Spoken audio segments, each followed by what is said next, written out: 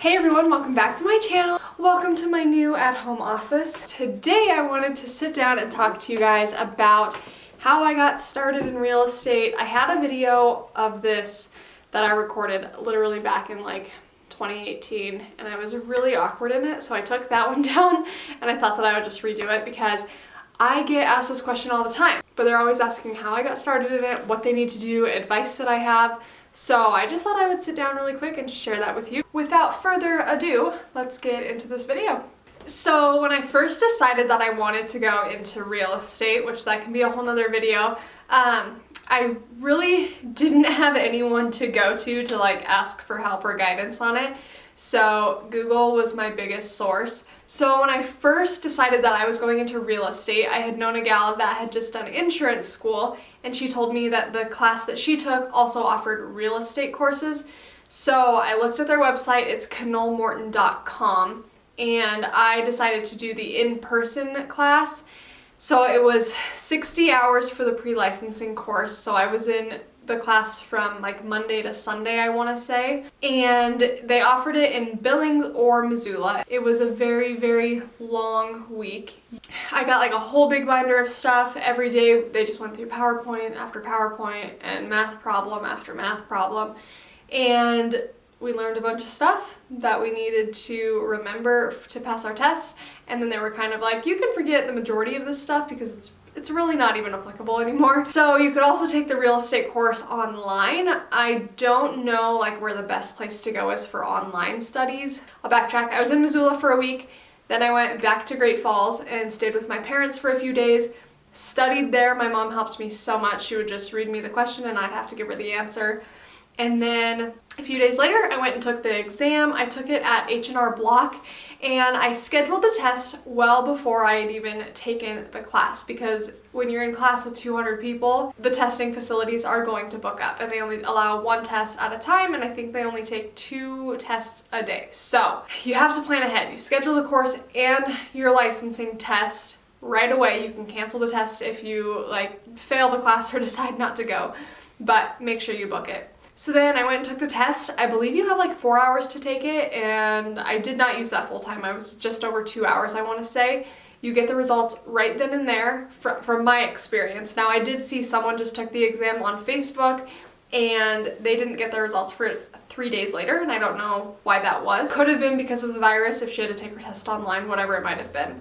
So I got mine the day of. Before I had even taken the course and gotten my license, I went and sat down with a broker at Keller Williams. And I'll be honest, I did not interview other brokerages because, like I said, I didn't have like guidance going into this. I just did it by myself. I didn't know what I was doing. So I didn't know that interviewing brokers or brokerages was something that you could or should or would want to do. I interviewed with Keller Williams. I kind of asked them their questions to them about like, you know, just the office structure, what it was going to look like, how in the world I did this. And they gave me awesome answers. I do not regret not interviewing other brokerages because I know I would have ended up there. When I first was like, where should I work? I Googled best real estate brokerages and Keller Williams popped up. And so I had already done my research on them ahead of time. So yeah, after I'd got my license, I went back and sat down with him and was like, hey, I finally did it. I know I'm like a year behind schedule because plans change all the time. But I had gotten my license, so then I went and sat down with the team lead at Keller Williams, got all my paperwork signed, I went through the onboarding process, and that was that. I was an agent. I had to file my license with the state, and then they send you your license. And then from there, I really just kind of got started selling real estate. Keller Williams had their Ignite class, which is really just, I mean, any agent can do it, whether you've been in the business a day or 100 years, but it's really to just ignite your business as you first launch. So they held this course. It was perfect timing for me because I was brand new, and then other agents obviously benefited from it too because it was just high accountability. It taught you, you know, who to talk to, how many people to talk to, how to stay in touch with them, things like that. So we took that course. That was like 4 hours a day, 3 days a week for like a month. So it was still a time commitment, but I had nothing else to do because learning was my job at the time. So I took Ignite, and then I had actually quite a bit of family members or friends that reached out. Hey, we're selling. Hey, we want to buy. We saw you're in the business now. Want to help us. We know you're new, but we'd still love to support you, and we'd want you to like just be able to learn with us, so it's like less pressure. So that was amazing. I listed my aunt and uncle's house, and then their neighbor was selling, so I was able to sell their house for them. So I guess some advice I would give is, if you know you're getting into the business or you're like taking your licensing course or whatever, start reaching out to your sphere of influence. So the people you know best, the people on your Facebook, aunts and uncles, cousins, high school friends, whatever. Don't tell them that you're a real estate agent, but just say, I'm getting my license and like, I'll be reaching back out in a few weeks once it's all taken care of. But in the meantime, can you like start to think about, you know, who you may know, who's looking to buy or sell? Just get in front of the people that you know best, because they're going to be your number one supporters. And that was the biggest thing for me. I started a business Facebook page. I invited everyone on my Facebook to like it. I've got over 500 people following it right now, which is amazing. So yeah, I would just say like the biggest support that you're probably going to get, as long as you're a nice person and people actually enjoy you, is going to be like through your personal sphere. So I took heavy advantage of that, and that has been a huge impact on my business still today. But another thing is, people ask will be like, what does your day look like, or how do you find clients? So in a perfect world, between 9 and 12 o'clock, you should condition yourself to prospect for new clients, whether that be messaging or calling or texting or whatever, your Facebook people, looking at for sale by owners on Zillow and calling them, listings that are expired, that didn't sell the first time around, contacting them, open houses, door knocking, all of those things to get your face in front of people. Marketing helps. You have to find something that's going to work for you, something that you're really not comfortable with, because you grow when you're uncomfortable, and that's something that I'm still learning and struggling with. Actually, I'll be 100% honest. One of the biggest things that works for me in my business is when I pray over it. So those are things to get new clients. Prospect for it, work your butt off for it, and also, you know, if you are a religious person or a spiritual person, thank God that He gave you this opportunity, because it is such an awesome opportunity. I've done so many things that I never, ever would have been able to do or afford to do if it weren't for real estate. Other people will ask like if real estate is easy or like as easy as it looks. I'm gonna say yes and no. The hard part about real estate is finding that consistency in like finding new clients. I got into the business because financial freedom, time freedom, life freedom, all of those things, but within your first few years, you have to sacrifice those things. You don't really have financial freedom yet because you're commission-based. You've got to figure out how to manage commissions and bills and make sure that you can still afford your life if you don't have a commission coming in for 2 months. Time freedom. I don't want to say that you're at the beck and call of your clients, because you're not. You can absolutely 100% set boundaries, but when you're first getting going, it's kind of like, oh my gosh, I absolutely need to show these guys a client or they're going to move on to the next agent, like things like that. The people would like to see you. Here's guys. Look how pretty. I know I say this all the time, but you're just the prettiest. Life freedom. Kind of the same thing goes, like, I guess that goes with time freedom. It is so hard to take a weekend like a weekend away. I can take them off, but the second that I leave town, if I'm going camping or to Bozeman, whatever it might be, I swear so many people text or call, hey, can I show this house, blah, blah, blah. It's amazing and I love it, but it's always like, gosh darn it, how come this happens every time I leave town?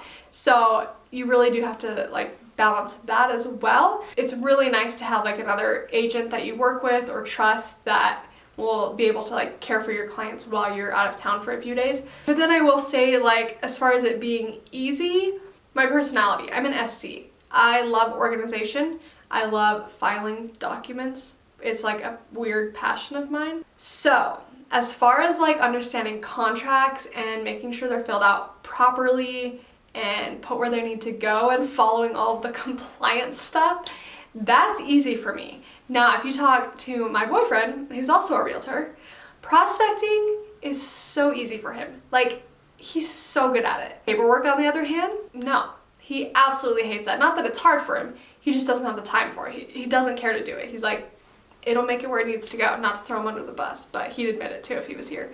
A lot just kind of ask my advice, and I just say, like, be prepared to always be talking to people when you first start out. You can't get your license, go to the office every day and expect business to come to you. Like, truthfully, if you're sitting in the office 40 hours a week, this might be bad to say, but you're probably not selling that much real estate, because you should be out getting your face into the public, meeting new people, showing properties, being at listing appointments, etc. And then when you're at the office, it should be just like filing paperwork, whatever, prospecting. Don't expect that you're just going to sit in an office and the phone will ring and you're going to answer it and it's going to be a client, because it's kind of rare. I won't say it doesn't happen, but it's kind of rare.